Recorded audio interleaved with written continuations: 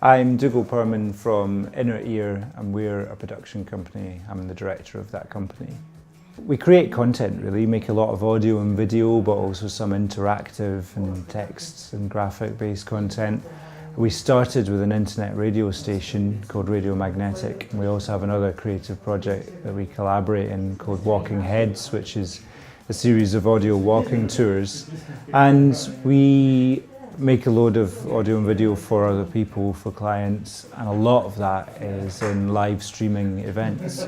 Well, I'm here today teaching a live video streaming production workshop, and so we're talking there about what we do, which is taking camera feeds, mixing them with audio as well, into a televisual experience of multiple camera angles, and capturing an event as it happens live and then transmitting that over the internet to viewers wherever they are. There are loads of good camera operators and filmmakers and sound recordists and sound producers and engineers and good directors. Where I think the skills gaps are when it comes to streaming, which is similar to broadcast, is in the producer role, who's really the project manager, the one who oversees everything, brings it together.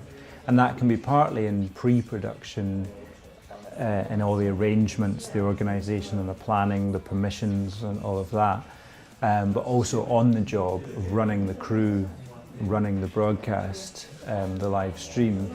And then there's a couple of roles related to that. One is the vision mix operator.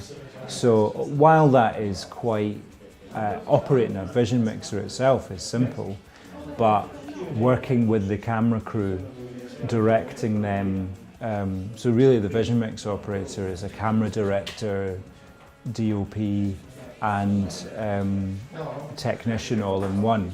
So it's that combination of technical and directorial skills. That's quite specialist. And then there's also knowing about the streaming. So the technical encoding and uplink to the internet side of things. There are quite a few variables there. So those would be the three core skills necessary. Practice is the best way to do it, and then so finding the opportunity to get experience. And so workshops like this, us and some other people who run them from time to time, and places like, initiatives like Honeycomb are great for that because they give you access to be able to come along and experience things hands-on, but also just taking part in groups, be they in the real world or online, and trying to absorb and learn as much as possible. And we're teaching kind of base principles, but also showing what you can do with a moderate to quite a lot of kit. My route into doing this came through what I studied, well, partly what I studied at university, but really what I did in my spare time, which was most of my time, and my degree was what I did in my spare time,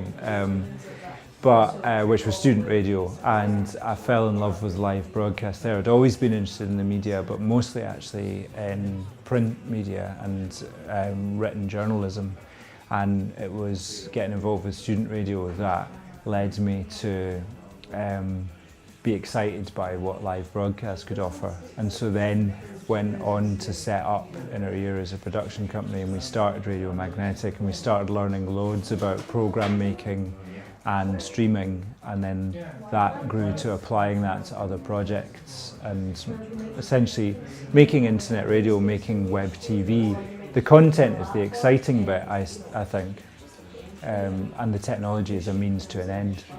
I look for enthusiasm and experience and the right attitude. Not a popular thing to say in a college, but qualifications don't matter all that much. They do show, obviously if someone has the wherewithal to complete a course and so on, that shows you that they've got an aptitude for learning and they're dedicated, so that's good. But I'm not so bothered about technical qualifications as such. It's more hands-on experience that's going to be valuable and useful. Or if you don't have that, a willingness to learn. I think it's very important though to focus in on something and not just be like, I'll do anything, because then you can't really work with that very well.